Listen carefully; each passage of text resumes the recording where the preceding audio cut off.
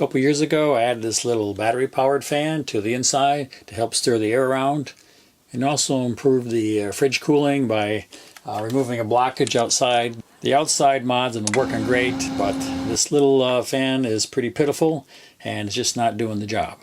The biggest issue with it, it just doesn't blow a lot of air. I think a couple of butterflies could do a better job than this sucker here. Well, I know a guy, and he knows a guy, and he knows a guy, and they've all been raving about this little fan tray that they put in the refrigerator. So I decided to give it a try myself.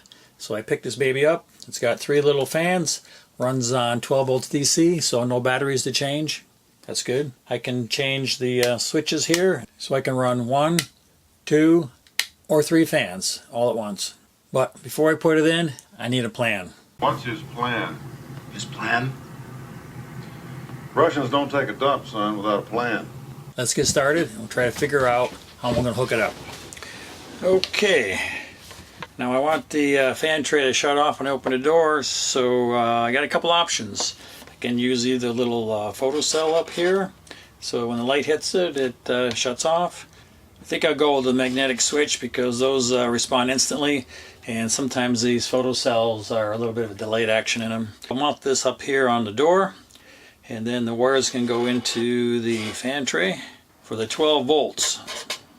Could run the power line down through the drain hole, which goes down into the back and comes out the back. And then I could hook the 12 volts up down here, 12 volts DC.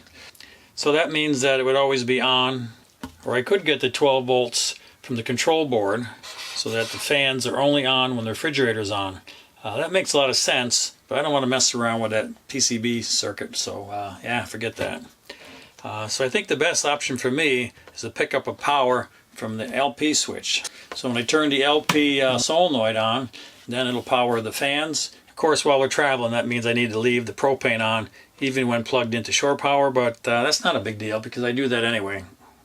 These fans only use a very small amount of power, so I can really add it to any existing circuit. Plan is I'll tap off that lead, so I'll run the power leads down the drain like before, and then back up to the fan up here. Thing we do is we cut the power lead, and we're going to put the magnetic switch right in the line using these special connectors. Okay, get the wires connected in here. Ready to give it a test on my workbench. Fan tray is wired up. I got the magnetic switch sliced between the red wires. Here's the magnet. When the door closes, the fans start.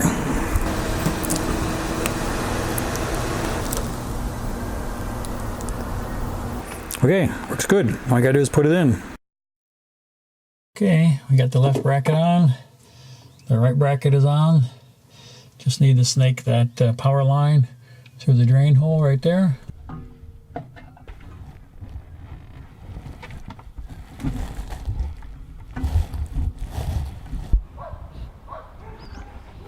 And there we go. Pull the rest of that back later.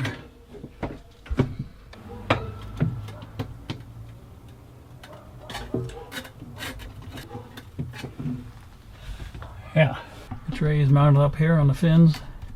It seems pretty secure. I'm just going to finish up the wires and pull that tight and mount my switch in. Lighted tape right here on the door. It's just barely making contact. Right there. I got her mounted and the lead's taped up. Okay, one fan on.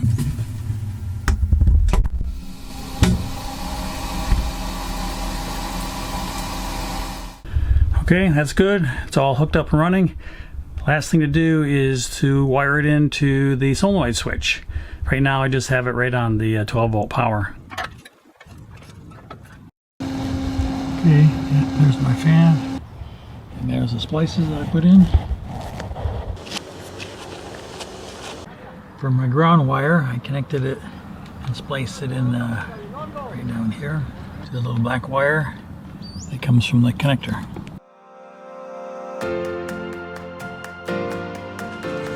All set. ready to turn on the LP switch and let her cool down overnight. The number one fan is right over the coldest spot of the fin, so I expect I'll be using that most of the time. And the other two fans for just if the refrigerator's packed or something like that. Okay, refrigerator's been running overnight. It is 41 degrees inside and 63 degrees outside. Time to turn the fans on. Just turn one fan on. It's been a couple hours with one fan running and we're down to 33, so it's getting pretty cold. I'll put this little battery powered fan in, turn my fan off and see how this one works in comparison. Okay, it's been a little over an hour and the temperature has gone up to 38 degrees with that little sucker. Might as well take it out and throw it away. That wraps up the cooling tray modification. I guess the real test will be when we get into the hot weather. But anyway, I think it's working fine so far, so we're good to go. This is Grandpa Ron, and I'll see you on the road.